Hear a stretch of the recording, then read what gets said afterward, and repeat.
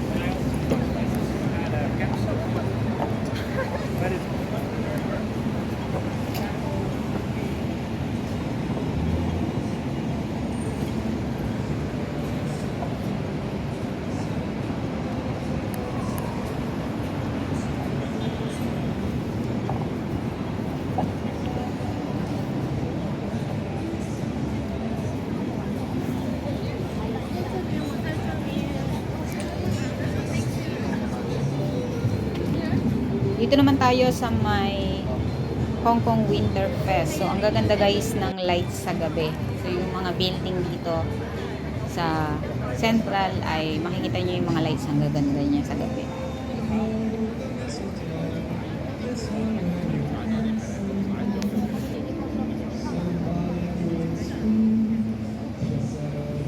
So, ngayon naman ay nandito tayo sa may Status Square. Malapit naman to sa may Central Station Exit K. So manonood tayo mamaya ng light show dito. Kaya nandito tayo guys. Hihintayin natin yung light show. Bali yung light show na to ay hanggang January 4 lang. Pero sa December 24, 25 at 31 ay walang light show guys. So baka pumunta kayo ng ganyan date ay wala yun. At kapag weekdays naman ay 7:30 siya nag-i-start. At kapag Sunday, Saturday at public holiday ay 7 PM siya nag-i-start hanggang 11:30 PM. Medyo maaga pa akong pumunta yan guys, kaya babalikan na lang natin at mamamasyal muna tayo sa tabi ng dagat. Yan, mamamasyal muna tayo naman sa Ferris wheel o ang tinatawag nilang observation wheel sa may Central. So nandito tayo ngayon at ayan na nga, may mga bago ring display dyan na katabi ng Ferris wheel. So medyo matagal akong hindi nakapunta rito.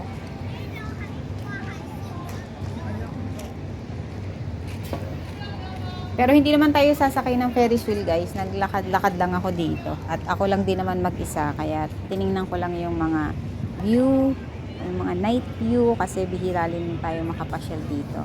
At kung napapansin nyo rin ay hindi ganun kadami yung tao. Kasi nga guys, Wednesday ngayon. December 17 at pinag-day off lang ako ni Bossing kaya namasyan na lang din tayo kahit mag-isa lang. Yan, sa mga gusto naman pumunta rito guys ay pagdating nyo naman ng Worldwide ay lalakad lang kayo sa may bridge. Susundan nyo lang yung papuntang ferry, yung way ng papuntang ferry. Tapos makikita nyo na dun yung hagdan pababa sa inyong right side pag nakita nyo na yung malaking Ferris wheel na yan. So makikita nyo naman. Kaya hindi rin kayo malilito papunta dyan. At pwede rin naman kayong dumaan ng Admiralty, Tamar Park. Then lalakad lang kayo papunta dyan sa may Ferris wheel na malaki. Pero kung ang sadya nyo yung talagang Ferris wheel lang guys, mas okay na dumaan dito sa Central kaysa sa Tamar Park. Medyo malayo-layo yung lakad din yun. Isa din to sa mga dinadayo ng mga tourist guys. Kaya akita nyo kahit na Wednesday, ang dami pa ring tao.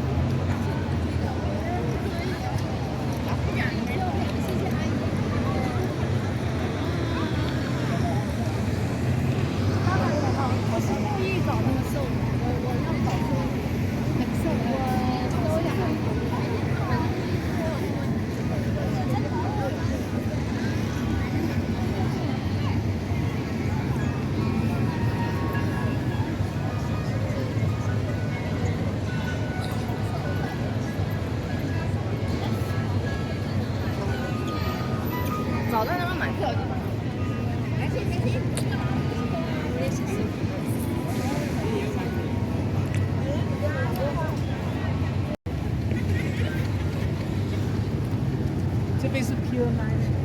Yan namang nakikita nyo na yan guys ay water taxi yan.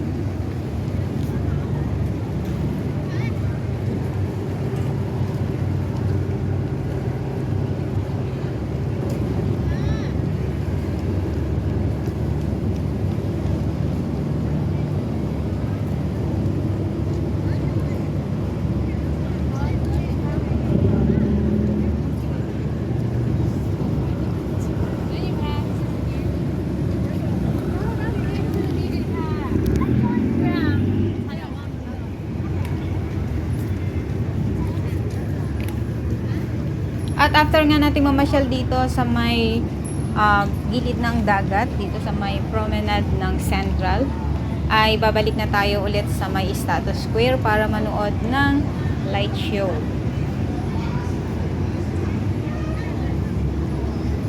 So yun, marami rin tayong napuntahan ngayong araw na to kahit na mag-isa lang tayong nag-day off. Kasi nga yan pulis guys ay hindi naman day off ng mga friends natin. So ako lang talaga mag-isa yung maghapon na gumala. So simula umaga hanggang gabi, gumala lang tayo guys. Ayan, fast forward na nga ay nandito na tayo sa may Status Square at nandito tayo pumuesto sa harapan mismo ng Final Court of Appeal dito sa may harap ng building na yan. Kasi dyan yung may pinakamagandang light show guys. So yung paligid na yan lahat ay kasali. Yung Bank of China Tower, yung HSBC, Prince Building, City Hall, ano pa ba yun? Standard Chartered Building. Ayan. Basta walong iconic building dito sa Hong Kong yung kasali sa may light show.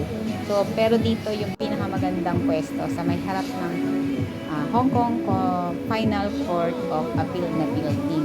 At dahil nga Wednesday ay walang masyadong tao kaya nakukuha ko pang mag-video dyan guys. At habang naghihintay nga tayo ng light show ay nag-video muna tayo dyan sa paligid at umaura. Ayun, at dahil nga 7:30 pa yung umpisa ng light show ay marami pa tayong na-picturean dyan. So, hindi na rin ako lumapit sa may malaking Christmas tree kasi yun yung may pinakamaraming tao doon. Kaya hindi na ako doon pumunta, guys. At mapapanood nyo ang full video ng immersive light show sa aking isang i-upload na video. Yan, marami pa tayong papasyalang decoration dito sa Hong Kong ngayong Christmas hanggang New Year. Meron pa guys sa may West Kowloon, di pa natin napupuntahan yon. At yung nasa Tsim Sha Tsui, yung nasa Telford Plaza napuntahan na natin. And then yung dito sa Central. Iisa-isahin na lang natin pasyalan bawat lugar kapag may time pa tayo sa day off. So yun guys, hanggang dito na lang guys at abangan nyo ang ating susunod na video na i-upload ko, yung full video ng immersive light show dito sa Hong Kong. So mga hindi pa nakakapanood ng immersive light show dito sa Central guys, meron pa to hanggang January 4. Pero yung December 24, December 25 at December 31 ay walang light show guys. So huwag niyo kakalimutan yon. At ang oras niya ay Saturday, Sunday, public holiday ay 7 PM siya nag-i-start, 30 minutes na light show. 30 minutes ang interval hanggang 11:30 PM. At kapag weekdays naman ay 7:30 PM nag-i-start.